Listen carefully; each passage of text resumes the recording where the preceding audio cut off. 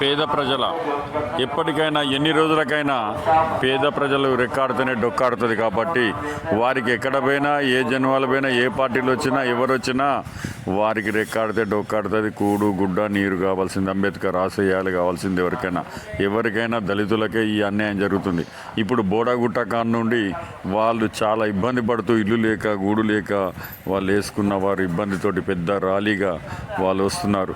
ఎవరైనా సరే మీకు ఇల్లు ఇస్తామంటే ఎవరితోటైనా వెళ్ళిపోతున్నారు. పాపం వాళ్ళు ఈరోజు వాళ్ళకు ఎర్ర జెండాని తోడుగా నిలబడ్డది కాబట్టి వారికి న్యాయం జరగాలని